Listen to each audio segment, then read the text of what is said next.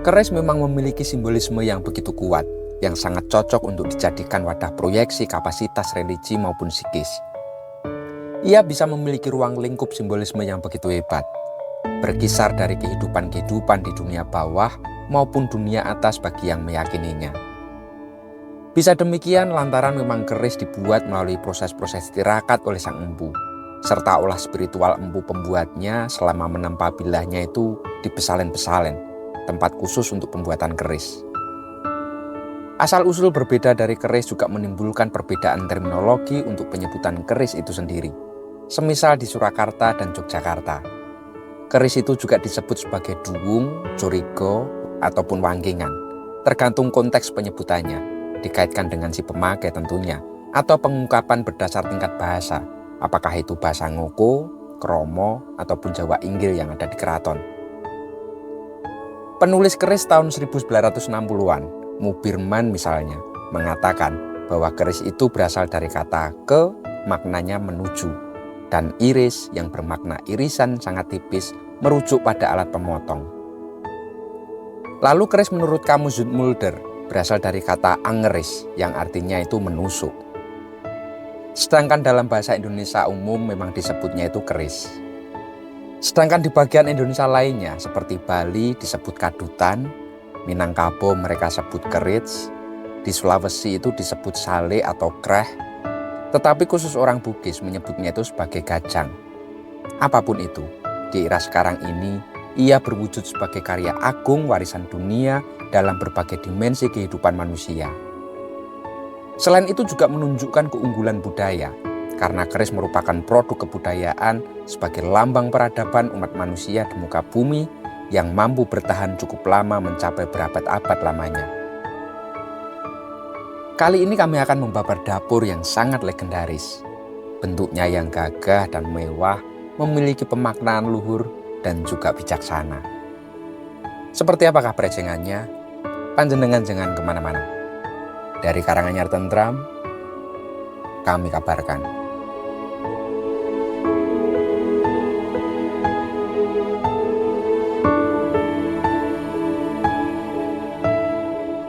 Busananya ladrang Surakarta dengan bahan kayu cendana. Ia dipadukan dengan pendok bunton templek motif lunglungan berbahan tembaga yang sangat tebal.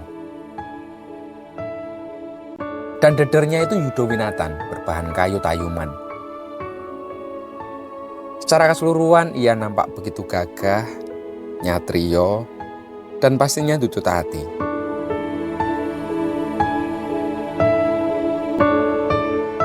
Mari kita buka untuk isinya. Pusaka Luk 13, kinatah emas, dapur sengkelat, pamor ngulit semongko, tangguh Mataram Sultan Agung. Dan pusaka ini kami ucapkan dengan mahar 30 juta rupiah.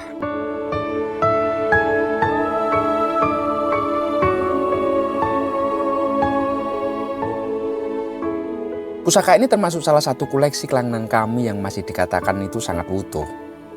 Langgam atau gaya sorsoran yang lebar, gemuk dengan look yang sangat luwes. Panjang bilanya itu 39 cm, kategorinya masuk dalam pusaka corok. Ia seperti terpengaruh DNA Madura, Wewek Sembodo, dengan pamornya yang mubyar, gajih, dan impresif. Pola cak-cakan dan penerapan pamor itu merata sepanjang bilah dengan karakter tegas, sehingga menampilkan detail pamor, besi, dan bahkan bajanya begitu kontras, serasi, dan selaras.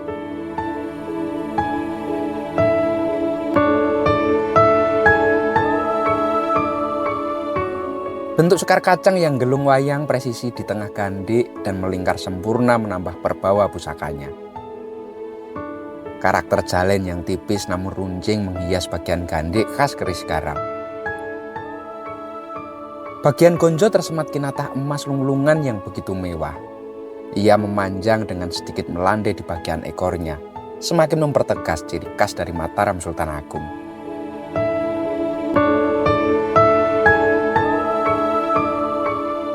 Karena tujuan hidup manusia adalah kembali kepada sang empunya hidup, maka dari itu harus menyadari benar segala sikap dan tindakannya selama di dunia. Apakah memang sudah mengarah kepada jalan yang benar selaras dengan kehendak ilahi ataukah belum?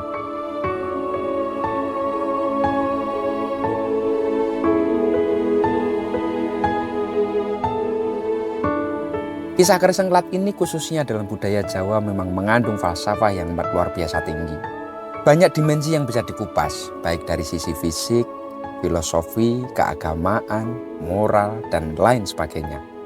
Oleh karena itulah, bukan tanpa sebab, Keraton Kasultanan Yogyakarta menempatkan keris sengkelat juga secara khas dan khusus.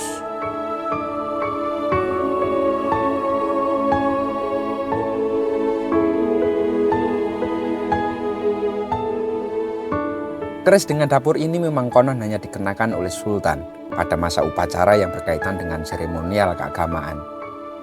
Ini tidak lain dan tidak bukan, lantaran keris sengkelat yang berluk 13 ini mempunyai semangat kehidupan yang bermakna mencari arti kehidupan setelah kematian, atau biasa kita kenal itu sebagai las-lasaning urip atau akhir kehidupan.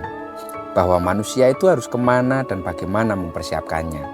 Seterusnya banyak legenda yang menyertai sengkelat ini, menjadikan dia keris yang sangat digandrungi oleh banyak orang.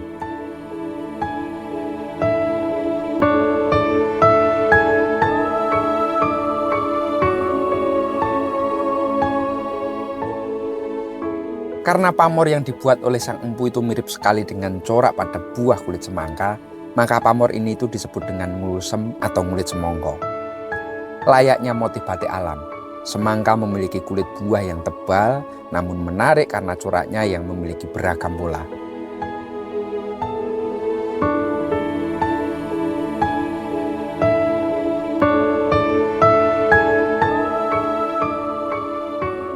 Dalam buku pamor itu, keris dengan pamor ngulit semongko dituliskan. Ia mempunyai doa untuk mendatangkan rezeki yang berlimpah, membuat pemilik keris dengan pamor ngulit semongko ini menjadi orang yang lebih percaya diri atau optimis, lebih bijaksana dalam memutuskan suatu permasalahan, dan pandai dalam pergaulan untuk menyesuaikan dengan segala keadaan. Atau bahasa sekarang itu ya, fleksibel.